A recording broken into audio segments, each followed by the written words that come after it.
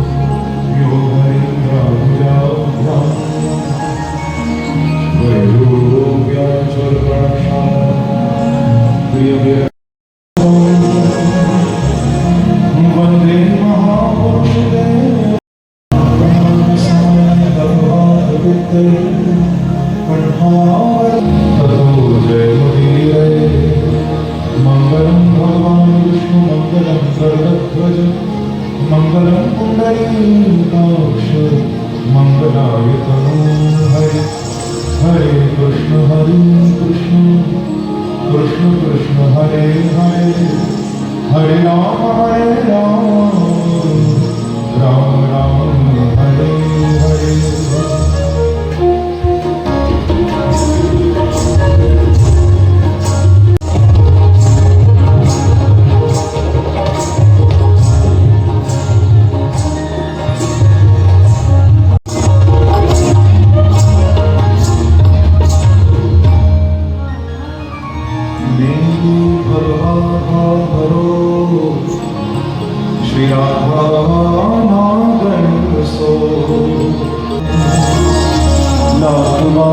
हरि हरि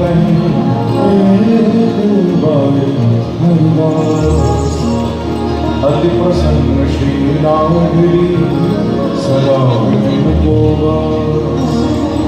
मेरो मन माणिक गिरवी भयो श्री मनमोहन के पास। प्रेम व्याज गुनो बढ़ो कि ना छूटन किया। जय जय श्री राधारमण, जय जय नवल किशोर, जय गोपी चित छोड़ प्रभु। ये पदवंदन किए तो नाशक विघ्न बोलो श्री वृंदावन भगवान। जय जय श्री राम, जय जय श्री राम, जय जय श्री राम। प्रवेश करने जा रहे हैं।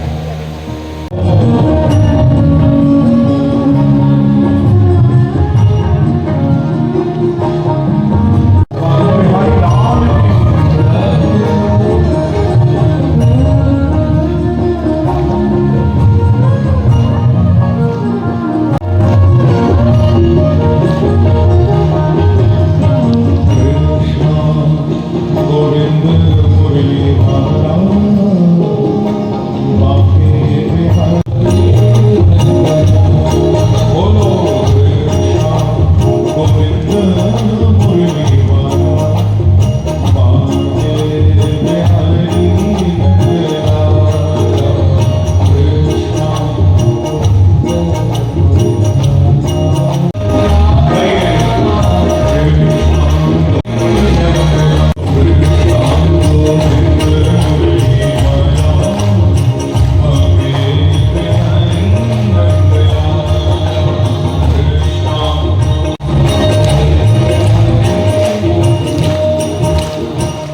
गोविंद को बुलाना है ना, कौन कौन बुलाना चाहता है? बाल कृष्ण को आनंद प्रकट कराना है, तो थोड़ा तालियों की सेवा करते हुए जरा स्वागत करते हुए बुलाइए गोविंद को।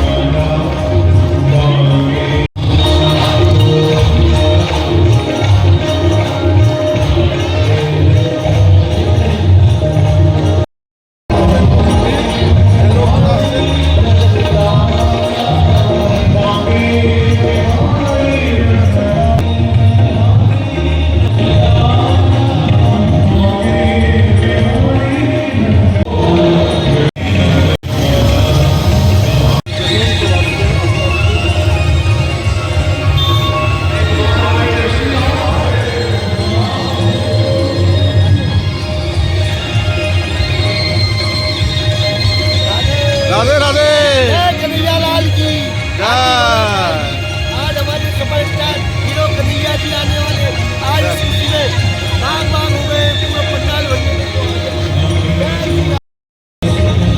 আজকে হচ্ছে চতুর্থ দিন ভগবত পাঠের। আজকে কানাজির জন্ম উৎসব পালন করা হবে। তো আমাদের পাঠ শুরু হয়ে গেছে। দারুণ আমাদের ভিড় হচ্ছে। আপনারা আজকে যদি না আসতে পারেন, কাল আর পরশু অন্য 3 দিন এখনো বাকি রয়েছে। 3 দিন এখনো বাকি আছে, যারা আয়োজনটা করছেন যাবো, তারা কালকে চলে আসবেন অবশ্যই।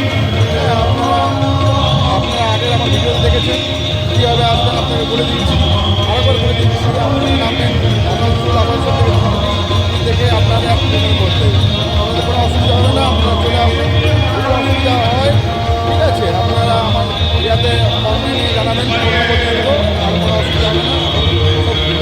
আপনার কমেন্টে বলে দেবো। আর সাবস্ক্রাইব করবেন, লাইক করবেন, আর যতটা পারবেন শেয়ার করবেন। ওয়েদার ভালো, কোনো ম্যাগ নেই, এমন দারুণ ওয়েদার। আপনার জন্য আর দেরি না করে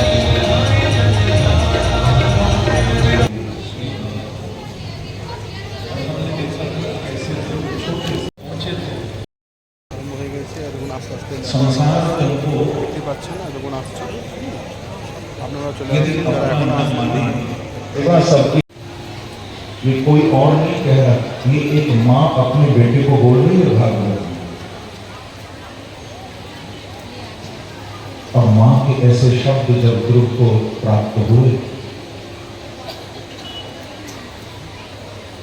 ध्रुव जी निकल और चल दिया, लेकिन अब जाए तो कहाँ? भगवान की ओर चल तो दिया, लेकिन भगवान किस ओर? कि जिसको नारद मिलते हैं उसको भगवान जरूर मिलते हैं। एक सच्चा सदगुरु कैसा होना चाहिए, ये नारद ने दिखाया। नारद सच्चे सदगुरु, नारद जी ने मार्ग दिखाया और कह दिया कि बेटा अब तू वृंदावन चले। कि तत्तात गच्छ भद्रं यमुनाया सततं शुचि।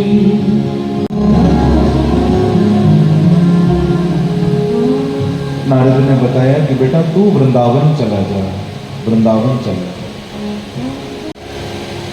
ऐसा नहीं कि वृंदावन में केवल द्वापर में कृष्ण थे, ये वो पवित्र भूमि है जहां हरि का नित्य सानिध्य है, जहां बांके बिहारी नित्य विराजमान है।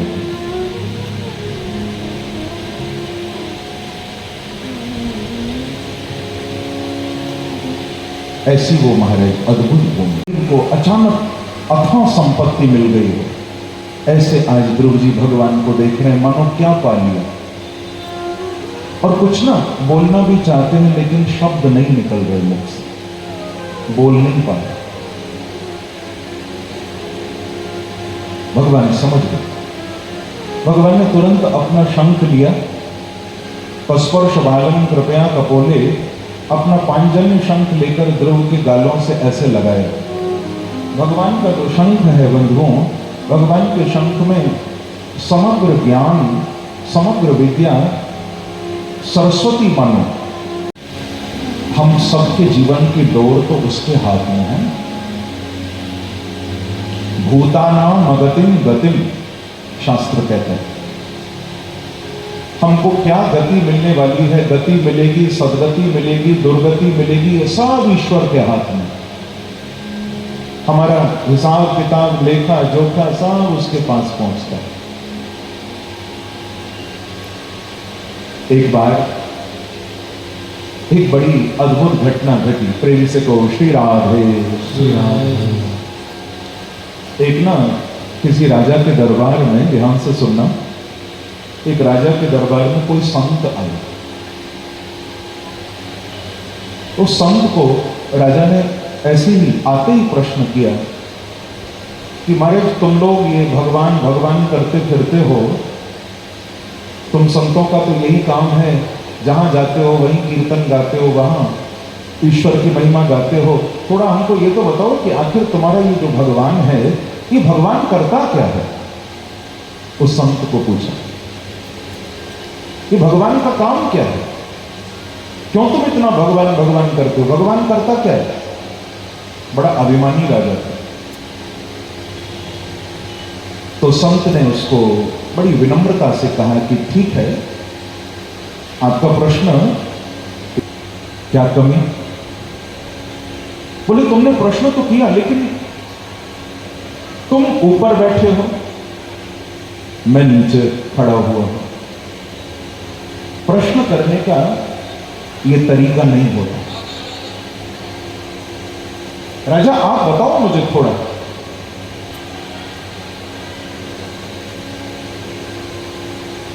तो राजा को लगा बात तो ठीक है। अब पूरी सभा भरी हुई है, राजा को लगा कि उत्तर जानना है, क्योंकि मैंने ही प्रश्न छेड़ा है। अब यदि उत्तर जानना है तो लगता है नीचे उतरना ही पड़ेगा। तो राजा तुरंत गद्दी से खड़ा हुआ, नीचे उतर कर आया और संत को हाथ जोड़कर कहा कि ठीक है महाराज, आप ऊपर बैठिए। बताइए महाराज, अब भगवान क्या करते हैं, भगवान का काम क्या? आप सब ध्यान से सुनिएगा। संत ने ऊपर सिंहासन पर बैठकर कहा कि राजा, अभी भी तेरे पूछने में एक कमी है। बोले महाराज अब क्या कमी? अब तो मैं नीचे आ गया, आप ऊपर बैठ गए, अब कौन सी कमी? तो संत ने कहा कि राजा, भले मैं ऊपर बैठ गया, तू नीचे खड़ा हो गया, लेकिन ये तो देख कि मुकुट अभी भी तेरे सिर पर रखा हुआ है। उनका हुआ बीच सभा में, अब क्या करें, उत्तर तो जानना है। राजा ने तुरंत मुकुट भी उतार के सिर पर रख दिया। बोले चलो महाराज, तुमको मुकुट भी पहना देता हूं, अब तो बताओ भगवान। बोले जब हम आए थे तो तेरे दरबार का नियम था, उसी नियम के अनुसार हमने तेरे हाथ जोड़े थे, तो अब तू भी पहले हमारे हाथ जोड़, तब हम बताएंगे भगवान का काम क्या। क्यों? क्योंकि पूछने वाले से बताने वाला बड़ा होता है। पहले हाथ जोड़। अब क्या करे? चलो महाराज, मुकुट भी दे दिया, सिंहासन पर भी बिठा दिया, हाथ भी जोड़ रहा हूं, अपने अभिमान को भी छोड़ दिया, सब त्याग दिया, अब तो बताओ भगवान का क्या काम? तो संत बड़ी जोर से ताली बजा के हंसे और बोले अभी भी नहीं समझा? अरे पागल, यही तो भगवान का काम है। 1 मिनट में राजा को फकीर बना दिया और फकीर को बिठाकर सिंहासन पर राजा बना दिया। यही तो परमात्मा है। बोल वृंदावन बिहारी राम की जय। इसीलिए याद रखना भैया, और किसी की कृपा के पीछे नहीं भागना। ये संसार अगर करता भी है तो भले इतनी सी कृपा कर दे, हाँ तुमको कभी जरूरत हो तो इतना सा दे दे, लेकिन बदले में ये संसार जिंदगी भर एहसान जताएगा। कभी कोई कुछ कर भी देगा ना तुम्हारे लिए, जिंदगी भर सुनाएगा कि देख मैंने किया था, देख मैंने किया था। तो ऐसे संसार का एहसान भी क्या लेना भैया, जो करते थोड़ा है जताते जिंदगी भर हैं। अरे इससे अच्छा तो मेरे बांके बिहारी हैं जो देते अनंत हैं पर जताते कभी भी नहीं। ईश्वर की कृपा अनंत होती है लेकिन भगवान कभी जताते नहीं। दूर हो गए, इतना मुस्कुराए कि आंसू दूर हो गए। अरे हम तो कांच थे, लोगों ने हमें फेंक दिया था, पर प्रभु आपसे मिले तो कोहिनूर हो गए। ईश्वर कृपा ही सर्वोपरि। अल्लाह आए, लेकिन एक बार थोड़ा मेरी राधा रानी को तो कहो मेरे साथ, हाँ, क्योंकि जब तक वो कृपा नहीं करेंगी बांके बिहारी आने वाले नहीं है। आज बुलाना है ना बिहारी जी को, तो पहले राधा रानी को कहो कि मेरे सिर पर हाथ रख दो राधा रानी, राधा रानी, राधा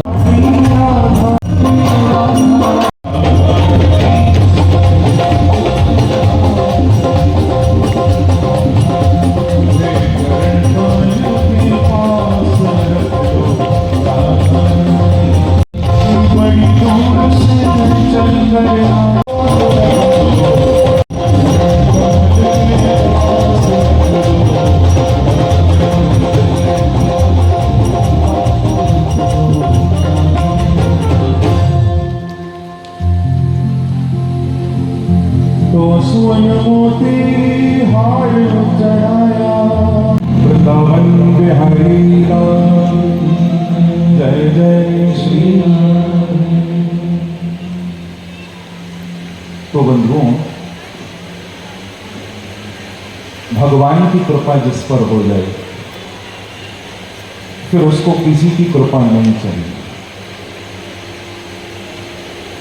ध्रुव पर भगवान की ऐसी कृपा हुई, ध्रुव जी ने 36,000 वर्षों तक राज्य सुख भोगा।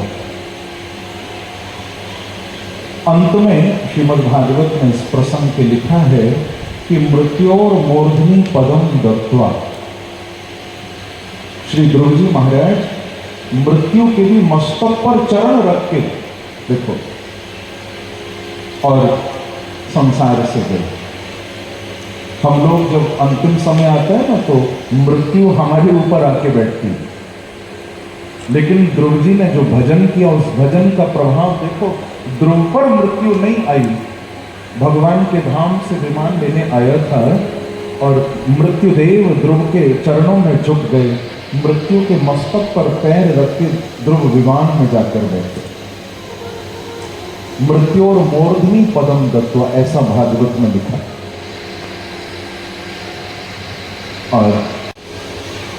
और फिर शास्त्र कहता है कि सहस्त्रम स्नान माचरे।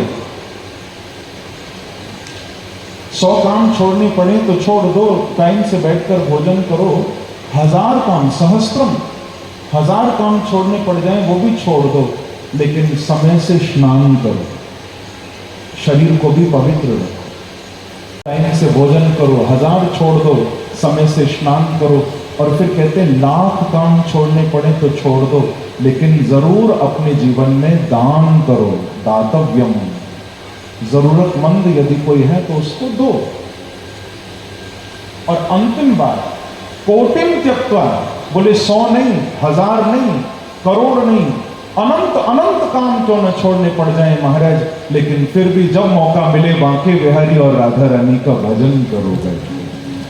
हरिम भजे, हरिम भजे, कोटिम त्यक्त्वा, अनंत अनंत काम, करोड़ों करोड़ काम क्यों न छोड़ने पड़ जाए।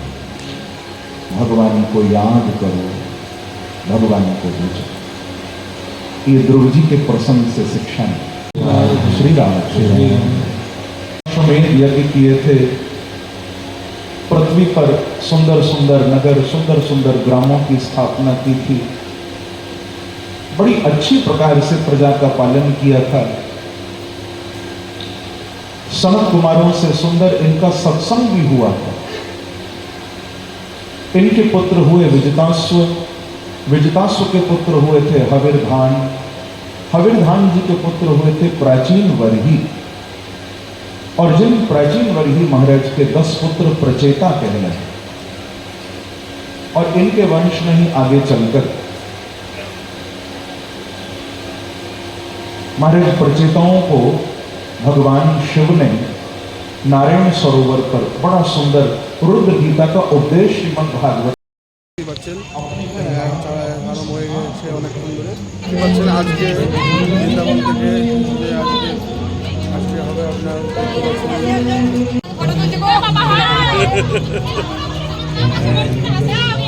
দেখতে পাচ্ছেন দেখুন খাবার রেডি হয়ে গেছে আর জন্মাষ্টমী খাওয়া হবে দেখতে পাচ্ছেন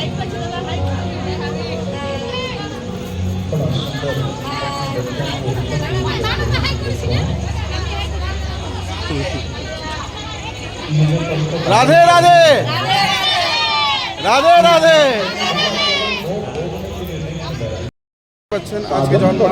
আজকে জন্মাষ্টমীর জন্য এখানে খাওয়া দাওয়া হয় মোটামুটি যত লোক আছে এখানে খাওয়া দাওয়া হবে খাবারে অনেক কিছু আইটেম আছে সেটা আপনাকে দেখাবো দেখালাম খাবার রেডি করছে তো আপনারা এখানে খেয়ে যাবেন কোনো সময় নেই পুরো দেখতে পাচ্ছেন পুরো ভিড়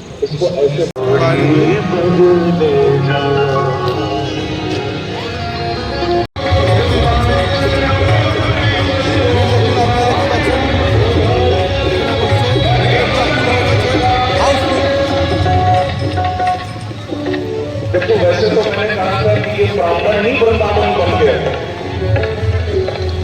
लेकिन फिर भी भैया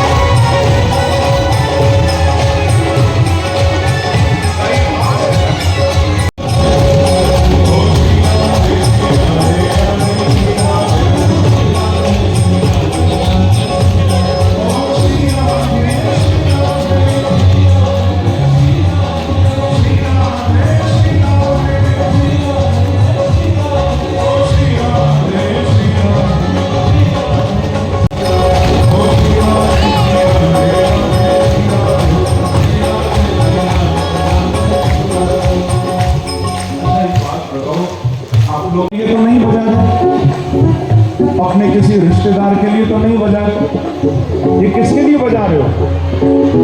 ये बाके बिहारी और राधा रानी के लिए ताली। तो इस ताली को बजाने में कभी चूकना नहीं, बजाओ।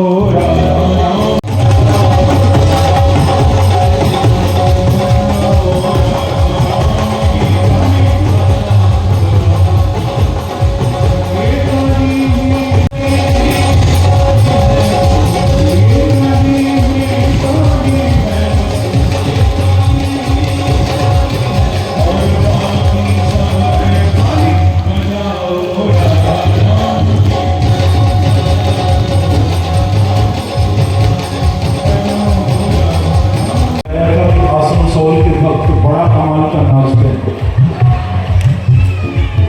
बड़ा मीठा गाते हैं, बहुत कमाल का नृत्य करते हैं।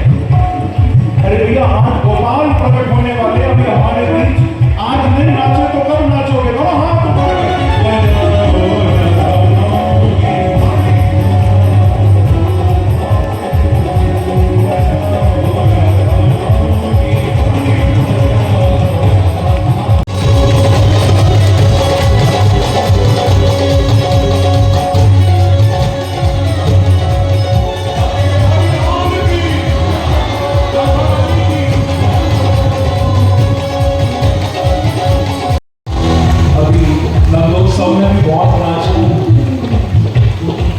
कहीं थक तो नहीं जाओगे?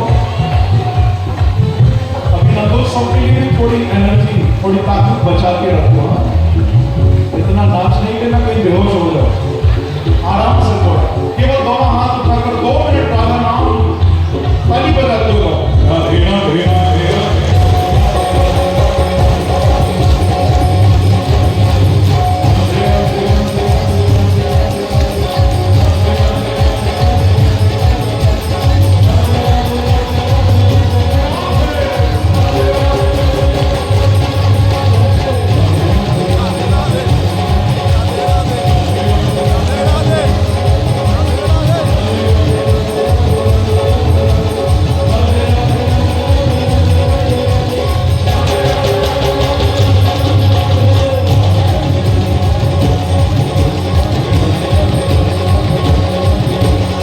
बड़ा विचित्र भाव से भगवान की स्तुति गई, दैत्य होते हुए भी, जिनका नाम था वृत्रासुर।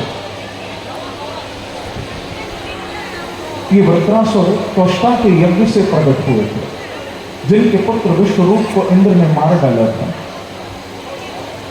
उन्होंने यज्ञ किया था कि यज्ञ से ऐसा दैत्य प्रकट हो जो इंद्र को मारे, लेकिन वेद मंत्र पढ़ने में थोड़ा गलती हुई, क्योंकि वैदिक व्याकरण भी बड़ी क्लिष्ट है।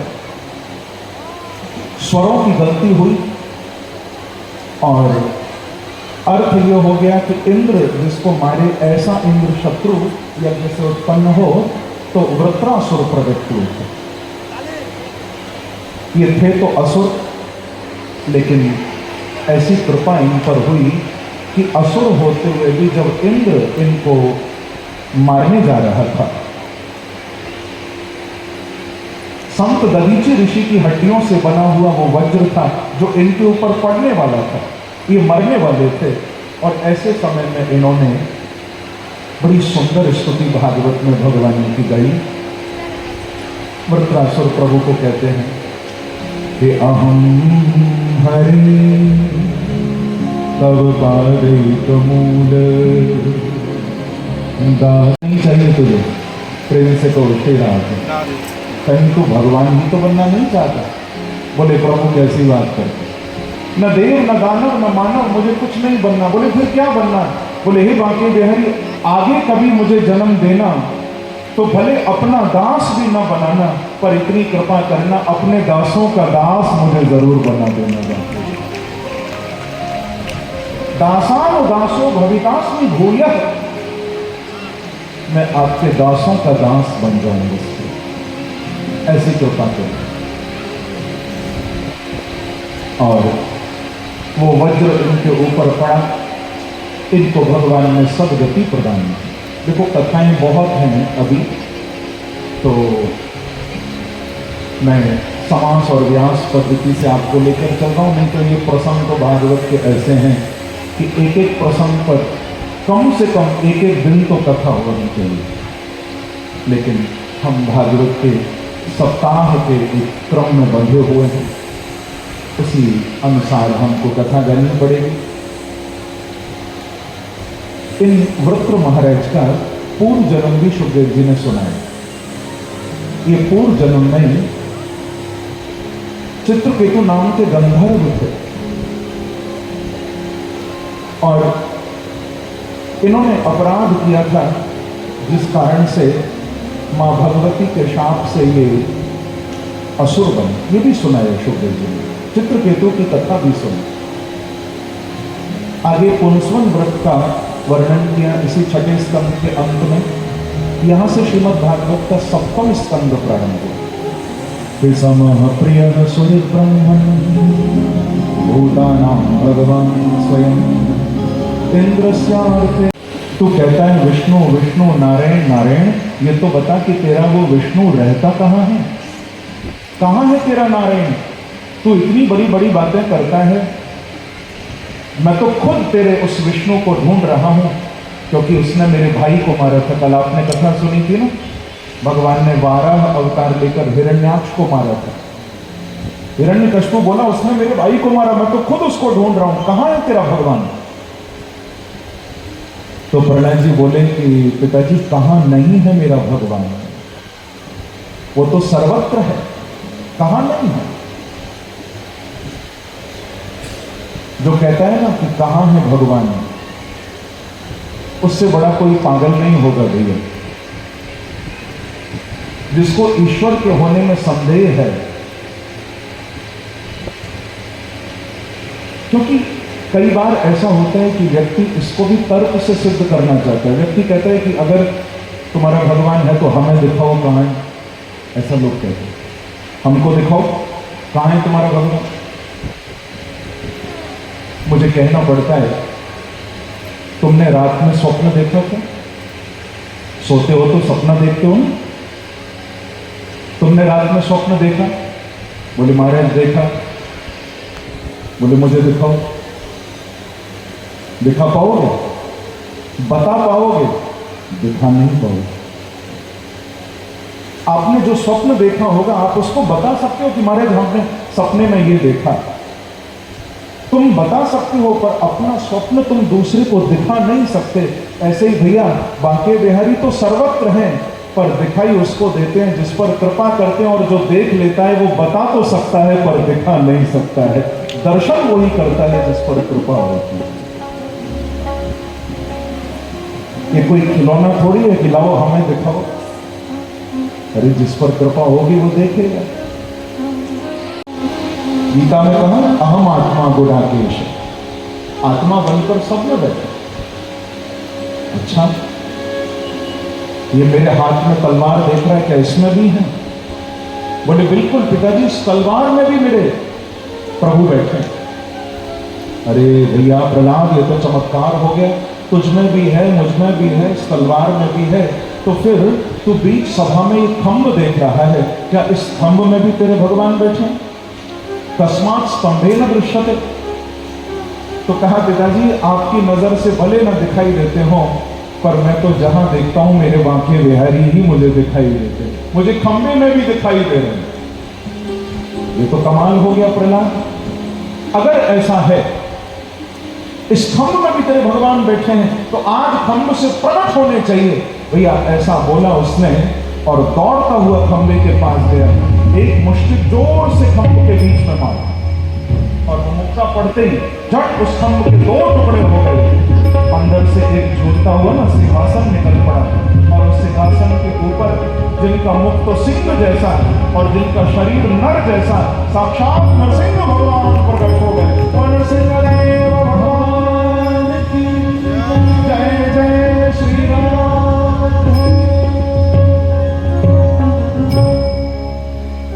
साक्षात नरसिंह भगवान उस खंभ से प्रकट होकर और हिरण्यकश्यप के साथ भगवान ने बड़ा भीषण युद्ध किया। आज प्रभु ने बता दिया कि मैं केवल व्यक्ति में नहीं, मैं जड़ में भी बैठा हूं, केवल चैतन्य में नहीं, मैं पत्थर में भी बैठा हूं। भगवान ने बताया सत्यम विधातुम निजवृत्ति भाषितम व्याप्तिं च भूतेषु अखिलेषु चात्मनः अखिलेषु भूतेषु आत्मनः व्याप्तिं। ये बता दिया मैं सर्वत्र विराजमान।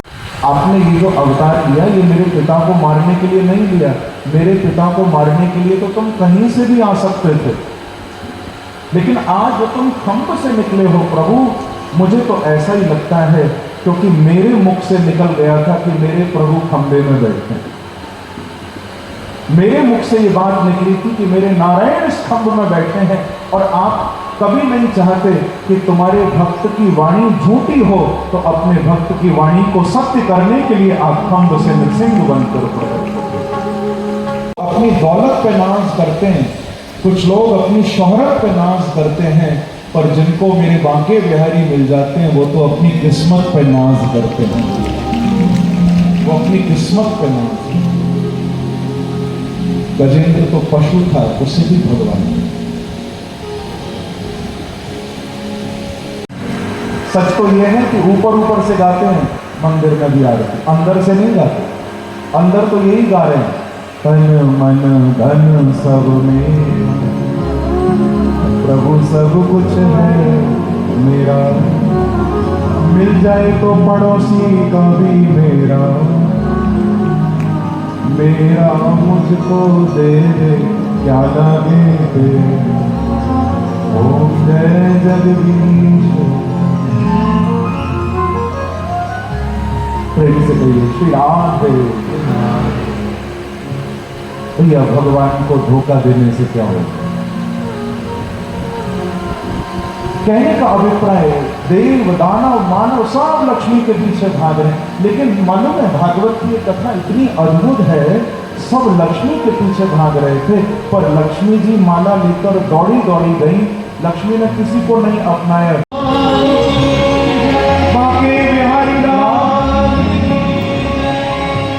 सब लक्ष्मी के पीछे भाग रहे थे और लक्ष्मी ने ठाकुर जी को अपना लिया।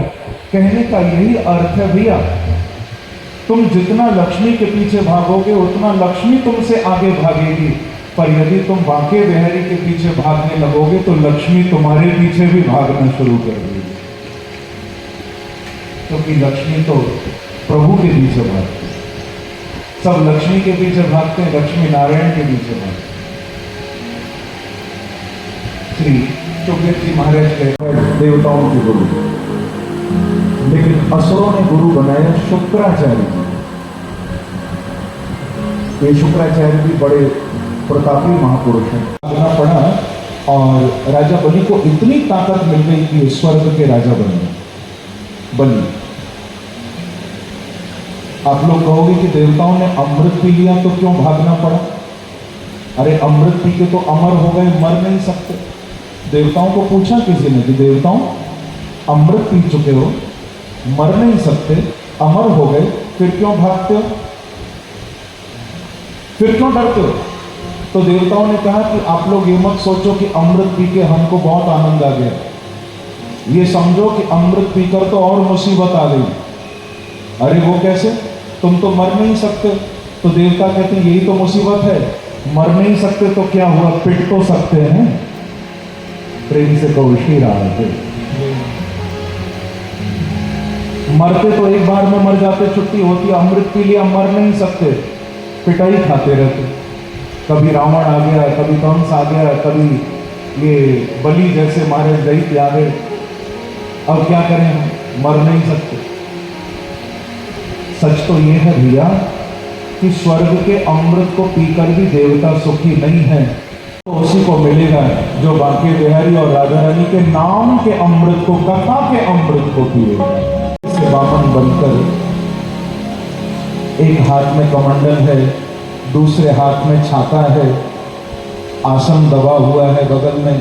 इतने छोटे से बामन भगवान थे कि छाता संभालते तो कमंडल गिर जाता, कमंडल संभालते तो छाता निकल जाता। बड़ा सुंदर स्वरूप था, अद्भुत रूप। सुखदेव जी भागवत में कह रहे कि तम वटुम, दीपक मांगे थे ना, एक ही पग में नीचे के सारे लोग नाप लिए और दूसरा पग ब्रह्मलोक तक गया, ऊपर के सारे लोग नाप लिए। और राजा बलि को कहने लगे कि अब हमको तीसरे पग भूमि दो, तीसरे पग भूमि दो, अपने वचन को पूरा करो। पलट गए? बोले बिल्कुल पलट गए। जब लेने आए थे तो इतने से बालक, जब लेने लगे तो इतने विशाल, ऐसा तो कोई नहीं पलटा आज तक। तो ठाकुर जी को थोड़ा सा दया आई तो विराट से ना फिर बामन बन गए और बोले अब हमको तीसरे पग भूमि दो। राजा बलि ने कहा बिल्कुल दूंगा प्रभु, क्यों नहीं दूंगा। हे बांके बिहारी, हे बामन प्रभु, मुझे तो ऐसा लगता है कि आज मेरे बराबर पूरी दुनिया में कोई भाग्यशाली नहीं होगा। क्यों? बोले क्योंकि सारा संसार तुम्हारे द्वार पर मांगने आता है, पर झोली फैलाकर तुम मेरे दरवाजे पर मांगने आ गए। मेरे जैसा भाग्यशाली कौन होगा दुनिया में? अभी भी एक पग बचा। राजा बलि बोले कि प्रभु बिल्कुल दूंगा, क्योंकि मैंने देखा आपने एक पग में नीचे के लोग नाप लिए, दूसरे पग में धरती के सहित भू भुव स्वह मह जनह तपह सत्य लोक तक ब्रह्मा के सब ले लिया तुमने। और मैंने जो जो आप लेते जा रहे थे ना प्रभु, वो सब मुझे आपके विराट रूप में दिखाई देता। तो ऐसा लगता है कि तुमने मेरा तो सब ले लिया, पर मुझे अभी तक नहीं लिया। मैंने सबको देखा आपके विराट रूप में, पर अपने आप को नहीं देखा। इसका मतलब मेरा सब ले चुके हो तुम, पर मुझे अभी तक स्वीकार नहीं किया। तो हे बांके बिहारी, हे बामन प्रभु, अब मैं आपके चरणों में अपना मस्तक झुका रहा हूं। आप उठाओ अपना तीसरा पग और अपने भक्त के मस्तक पर रखकर अपने भक्त को भी हमेशा हमेशा के लिए मुझे भी अपना लो। पदम तृतीयम पुरुषीर्षम में, ऐसा कहकर राजा बलि बामन भगवान के चरणों में झुक गए और प्रभु ने अपना चरण तीसरा पद बलि जी के मस्तक पर पधराया। बलि जी महाराज की जय।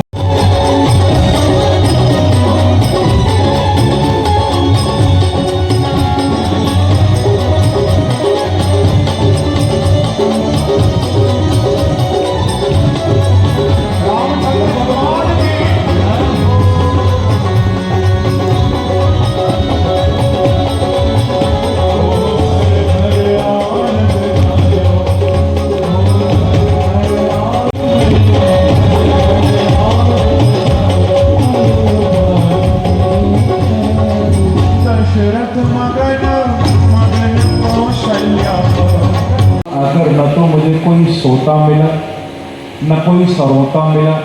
यहाँ जब मैं आया मैंने यही देखा कि यहाँ तो मुझे बांके बिहारी की कथा के सच्चे श्रोता ही मिले हैं। आप लोग तो बड़ा डूब कर और इतना भाव से भगवान की कथा सुन रहे। प्रभु को ये भाव ही तो चाहिए। धरती कांपने लगी। वो कंस जैसे, दुर्योधन जैसे, जरासंध, शाल्व, दंतवक्त्र, विदुरथ जैसे बड़े बड़े दुष्ट राजा धरती पर आ गए, जिनके पापों से धरती कंपायमान होने लगी। और केवल ये दुष्ट राजा ही नहीं आ गए।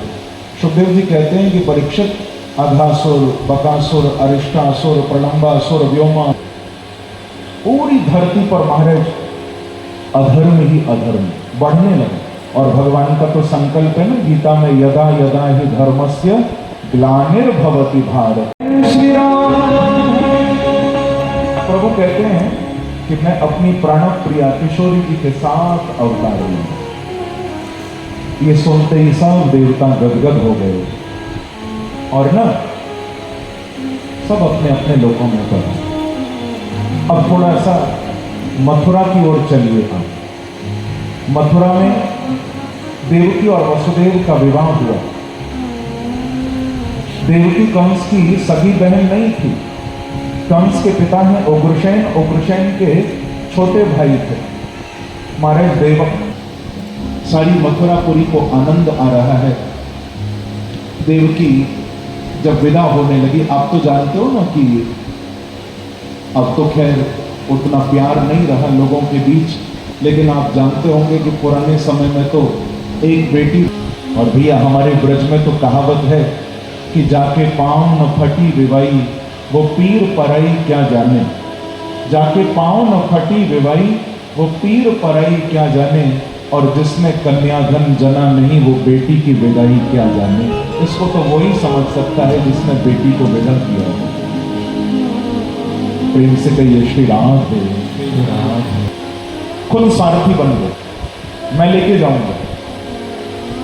जैसे ही रथ को थोड़ा आगे बढ़ाया तो आप जानते हो उस समय क्या हुआ था। ऊपर से आकाशवाणी हुई।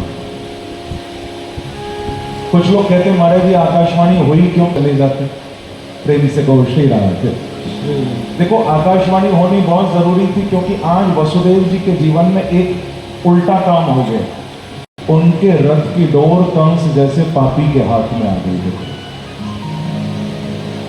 याद रखना, भागवत की एक कथा शिक्षा दे रही है, अपने जीवन के रथ की डोर सबके हाथ में नहीं दे देना, बड़ा संभल के रहना। हम लोग किसी को भी अपने जीवन की बागडोर सौंप देते हैं। ये भागवत का संदेश है।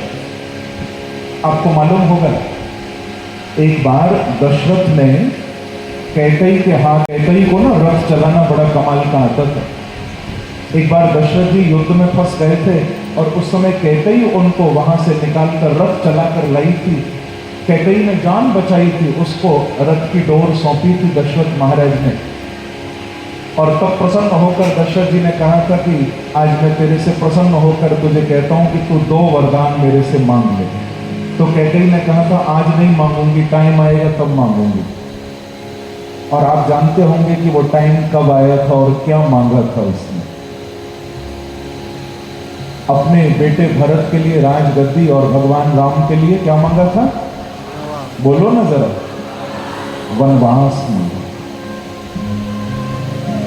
तब दशरथ को मालूम चला कि मैंने जिसको सारथी समझा था ये सारथी नहीं, बोले ये तो 1 नंबर का स्वार्थी है।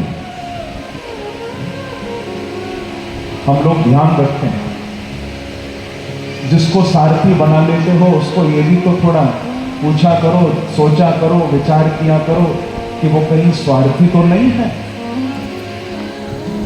क्योंकि स्वार्थी को रथ की डोर सौंपोगे तो तुम्हारे जीवन का रथ मंजिल पर कभी नहीं पहुंचेगा भैया। इसीलिए भगवान कहते हैं अपने जीवन की डोर यदि किसी को सौंपनी है तो सारथी को नहीं, बोले किसी सदगुरु को सौंप दो तो तुम्हारे जीवन का रथ बांके बिहारी तक पहुंच जाएगा। सदगुरु के संदेश पर अपने जीवन को आगे बढ़ो। यही है गुरु के चरणों में रथ को सौंपना, उनके संदेश पर आगे बढ़ो, उनके दिए हुए ज्ञान पर कि अस्यास्वामष्टमो गर्भो अंतायाम वहसे बुधन।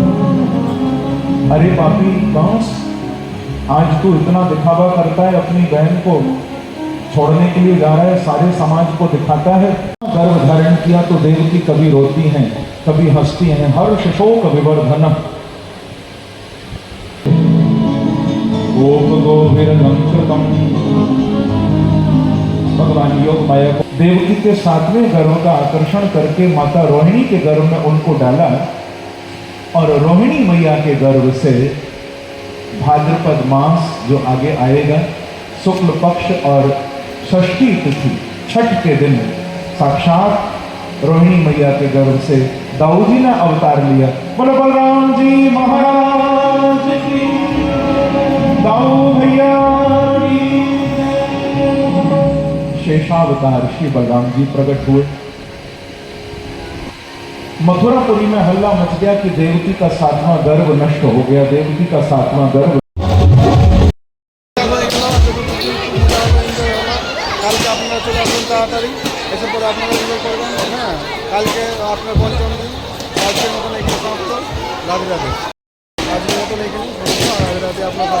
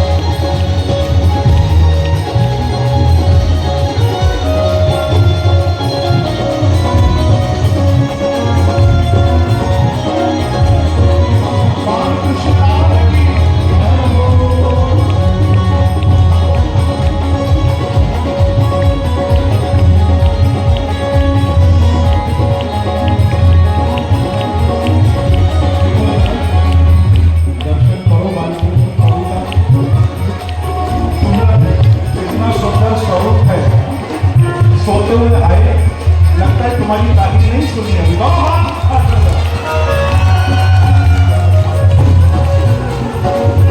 তো হ্যালো ফ্রেন্ডস, কেমন লাগলো বলবেন। হ্যাঁ, আজকে মোটামুটি 90,000 মতন লোক হয়েছিল, আর মোটেই 3 দিন আছে। আপনারা এখনও যারা আসেননি চলে আসবেন। তো আজকের মতন এইখানেই, কালকে আসবেন তাড়াতাড়ি। সাবস্ক্রাইব করতে ভুলবেন না, লাইক করবেন, কমেন্ট করবেন।